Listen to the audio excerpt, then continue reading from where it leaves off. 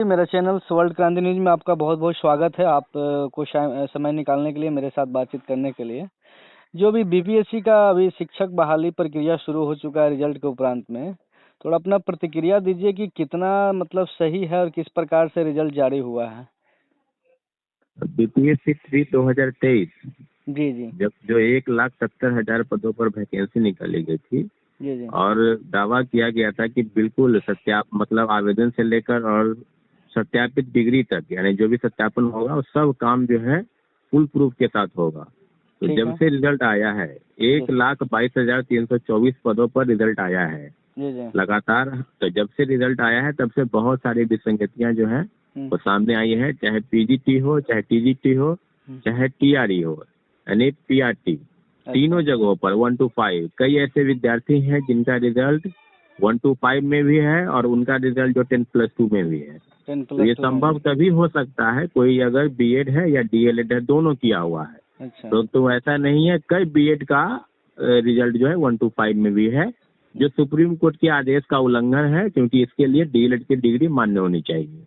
उसके अलावा 40,000 से ज्यादा पदों पर नियोजित शिक्षक हैं और जिनका डाटा जो है इसी में 1,22,324 में दिखाया जा रहा है, जो कहीं से भी उचित नहीं है। ये बेरोजगार युवाओं के साथ कहीं न कहीं षड्यंत्र और धोखा है। तो ये 40,000 जो मतलब शिक्षक जो नियोजित पहले से जो जॉब में है, उनको भी ये डेटा इसमें दिखाया गया है कि उनका भी ये रिजल्ट आया है ना? हाँ, तो उनका रिजल्ट आएगा इसमें वो तो एग्जाम में बैठे ही हैं नियोजित वाले शिक्षक लोग। तो जहाँ तक ये बात आई थी कि सरकार ने अपना कैबिनेट में जो लोग बैठक किए थे, तो राज्यकर्मी का दर्जा देने के लिए जब शिक्षक की बात आई, तो फिर तो उन्होंने कहा था कि आप लोग एग्जाम में बैठेंगे या नहीं बैठेंगे, फिर भी राज्यकर्मी का हम दर्जा दे ही देंगे। तो फिर इन लोगों को जब एग्जाम में अपियर हुआ है ना, तो फिर ये मसला कहाँ मतलब ये गड़बड़ हो रहा है? मसला गड़बड़ नहीं है, बिहार राज्य विशिष्ट शिक्षक नियमावली भी पारित हुआ इसके लिए। अच्छा। उसका प्रावधान है कि 3 बार आप परीक्षा में बैठेंगे, इस परीक्षा में नहीं, अलग डिपार्टमेंटल परीक्षा होगी, उसमें 3 बार बैठेंगे। परंतु इस परीक्षा के बाद ये नियम आया है, अभी हाल में ही नियम आया है, 10-12 दिन पहले नियम आया है। अच्छा। तो जो नियम है उसके तहत आप बैठ सकते हैं, राज्यकर्मी का दर्जा ले सकते हैं। 3 बार आपको बैठने की बात है, वो विशिष्ट शिक्षक नियमावली में डिपार्टमेंटल परीक्षा है। तो सीधे सीधे कहना चाहिए कि राज्यकर्मी का हम दर्जा दे देंगे तो आपको डिपार्टमेंटल परीक्षा तो इस परीक्षा में बैठने का कोई मतलब नहीं था। परंतु ये परीक्षाएं पर उन लोग को बैठने के लिए जो है राज्य सरकार कोई रोक नहीं लगाई थी। तो इस तरह की चीजें हुई है और लगातार रिजल्ट में फर्जीवाड़ा चल रहा है। कहीं किसी के डिग्री के सत्यापन में, कहीं किसी के पास गलत डिग्री है, किसी ने कुछ किया हुआ है उसका सत्यापित है। तो हर जगह से, चाहे वो बीपीएससी ऑफिस हो, चाहे शिक्षा विभाग हो, चाहे डीआरसीसी शिक्षा निदेशालय, तमाम जगहों के जिलाधिकारी जो हैं, जिला शिक्षा पदाधिकारी, सब जगहों पर इस तरह की चीजें हो रही है। तो बहुत सारी विसंगतियां सामने आई हैं। इसके लिए लगभग शिक्षक संगठन और नियोजित शिक्षक के साथ सभी छात्र संगठनों ने इसका जोरदार विरोध किया है। अच्छा, तो ये बताइए, जैसे कि ये बहाली जो मतलब रिजल्ट आया और बहुत जल्दी काउंसलिंग की प्रक्रिया सरकार लगा दी है ना, और जहाँ तक आ रही है कि 2 नवंबर से उन लोगों को नियुक्ति पत्र भी बंटेगा, तो क्या इतनी जल्दीबाजी करना जरूरी था क्या सरकार को? सर, इस परिपूर्ण रूप से जो रिजल्ट की प्रक्रिया है, तो कम से कम 3 महीना तक भी कम से कम डॉक्यूमेंट वेरिफिकेशन वगैरह की चीजें देता है, जो इतना जल्दी लोग कर रहा है। ये माननीय मुख्यमंत्री जी का निर्देश है कि 2 नवंबर को नियुक्ति पत्र गांधी मैदान में हमको बांटना है और 25,000 शिक्षकों के साथ। तो नियुक्ति पत्र बांटने में कोई दिक्कत नहीं है, परंतु 10+2 का जो रिजल्ट आया पीजीटी का, आप उनका वेरीफाई बढ़िया से तरीके से कर लेते और कुछ दिन के बाद जो है और भी रिजल्ट निकालते, पीजीटी का हो या 10+2 के बाद 1 to 5 वाले का, एलिमेंट्री वाले का। तो ये आपाधापी के जो दौर में और दिखाकों की बाजीगरी को शो करने के लिए इस तरह की चीजें हुई है। और बिल्कुल निश्चित रूप से हम कह सकते हैं कि ये बहुत बड़ा षड्यंत्र है बेरोजगार युवाओं के साथ शिक्षक नियोजन। हाँ, ये दूसरा मेरा सवाल ये है सौरभ जी, कि जिस प्रकार से ये 40,000 जो नियोजित शिक्षक को इसमें रिजल्ट दिया गया है ना, तो फिर कहीं ना कहीं वो 40,000 शिक्षक अगर इसमें ज्वाइन करते हैं तो वो तो सीट फिर वेकेंट हो जाएगा जो पहले। निश्चित रूप से वो ज्वाइन करेंगे ही अलग अलग जगहों पर, और ज्वाइनिंग की प्रक्रिया जो है वो शुरू है, वो कर भी रहे हैं। लेकिन हम लोग का यही मानना था कि जो पहली लिस्ट निकालेगी उसके बाद सेकेंड मेरिट लिस्ट भी निकालने की बात, थर्ड मेरिट लिस्ट निकालने का, क्योंकि सीटों को भरने की बात है। अगर वो तो निश्चित रूप से खाली होगा सीट, तो सारे जगहों पर इस तरह की चीजें हैं, परंतु अभी तक शिक्षा विभाग और बीपीएससी ने इसके लिए कोई उचित कदम नहीं उठाया है।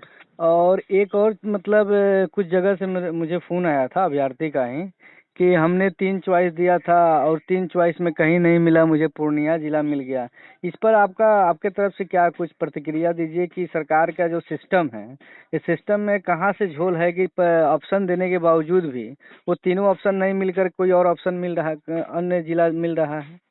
देखिए, निश्चित रूप से इसके लिए हमने बीपीएससी चेयरमैन को ज्ञापन भी सौंपे थे 7 सूत्रीय मांगों को लेकर। इसमें जिला आवंटन की बात किए थे कि किसी को उत्तर बिहार से दक्षिण बिहार, किसी को दक्षिण बिहार से उत्तर बिहार, और कई ऐसे अभ्यर्थी थे जिनके साथ इस तरह की चीजें हुई हैं। परंतु बीपीएससी चेयरमैन उसके बाद ही, हमको लगता है कि आधा घंटा के बाद एक ट्वीट किए कि ऐसा जरूरी नहीं है कि उनको ही उस जिला में मिलना चाहिए। परंतु आपने जब चॉइस मांगा था तो क्या दिक्कत था? कहीं कोई दिक्कत नहीं था। वही चीज, जब चॉइस आपने मांगा था 3 जिला का विकल्प 4 जिला का जब मांगा था, तो 4 जिला में ही पोस्टिंग होनी चाहिए ना। हाँ, निश्चित रूप से, परंतु इस तरह की चीजें नहीं है। इसमें भी बहुत सारे लोगों के साथ गड़बड़ हुआ है। इसके लिए हम लोगों ने ज्ञापन चेयरमैन बीपीएससी को दिया था। अच्छा, तो उस पर कोई प्रतिक्रिया दिए क्या अतुल कुमार बीपीएससी चेयरमैन? हाँ, वो उनका ट्वीट आया था। उन्होंने कहा कि बहुत सारे लोगों को ऐसा कोई जरूरी नहीं है कि वही जिला मिले जो चॉइस किए थे। ये आवश्यक नहीं है। तो मुझे लगता है कि बीपीएससी चेयरमैन इस तरह की चीजें कर रहे हैं। निश्चित रूप से जो लोग ज्वाइन कर रहे हैं शिक्षक, उनके साथ भी बहुत बड़ा इस तरह का चल रहा है कि कोई अपने जिला को जो चॉइस किया उसके अलावा दूसरी जगह भेजा जा रहा है। ये भी कुल मिलाकर सही नहीं। तो ये कहीं ना कहीं तो इसके मतलब विरोध में जैसे आप लोगों ने विज्ञापन अतुल कुमार को लिख दिया है ना, और ये जिस तरीके से ट्वीट कर रहा है कि ये कोई जरूरी नहीं है कि जो आप विकल्प मांग रहे हैं उसी में मिल सकता है ना, तो इर्द गिर्द का भी जिला दिया जा सकता था। 400, 500, 800 किलोमीटर देने की कोई तुक भी नहीं बनता है, खास करके महिलाओं की जो समस्याएं होती हैं, है ना।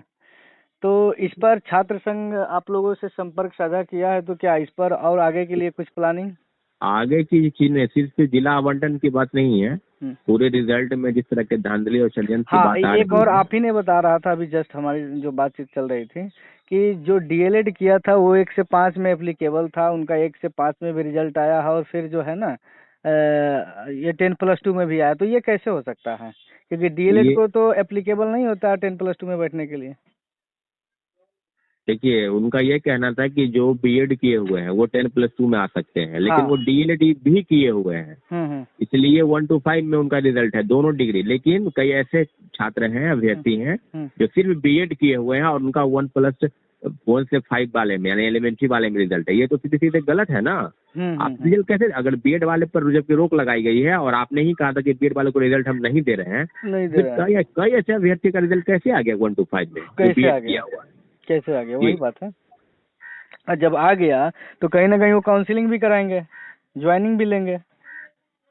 बिल्कुल, काउंसलिंग करा रहे हैं, ज्वाइनिंग ले रहे हैं। तो इस पर आपका मतलब क्या प्रतिक्रिया होगा? मतलब हम लोग सब चीजों को लेकर चेयरमैन को ज्ञापन सौंपेंगे और कल से परसों तक में कुछ न कुछ बहुत बड़ा प्रोटेस्ट आंदोलन की जो शुरुआत है वो होगी, क्योंकि कई मामलों में चुप्पी साधे हुए हैं शिक्षा विभाग और बीपीएससी दोनों। अंतिम मतलब छात्रों के हित के लिए मतलब थोड़ा सा संदेश आप दे दीजिए, ताकि छात्र ये इस न्यूज को देखे वॉइस के माध्यम से, तो उनको कुछ तसल्ली मिले। बहुत बड़ी बात है कि बिहार में जो शिक्षक बहाली की बात हो रही है, और 1,22,000, पहले तो 1,70,000 पर की बात हुई, अब रिजल्ट जो आया 1,22,324 पदों पर बहाली की बात की जा रही थी। और उसके साथ साथ ये कहा जा रहा था कि हम शिक्षा व्यवस्था में बदलाव की बात करेंगे, परंतु मुझे लगता है कि जिस तरह की विसंगति आई है उसके लिए राज्य सरकार ही नहीं, शिक्षा विभाग और बीपीएससी दोनों दोषी है। और हम लोग मिलजुल कर, जो भी शिक्षक हो चाहे शिक्षक अभ्यर्थी हो, सबके साथ एक बहुत बड़ा आंदोलन 1-2 दिन के अंदर जो है आप देख सकते हैं कि उसका आंदोलन की रूपरेखा जो है आपके सामने आएंगे। निश्चित रूप से हम लोग आंदोलन करेंगे। चलिए, बहुत बहुत धन्यवाद सौरभ जी हमारे साथ बातचीत करने के लिए, है ना।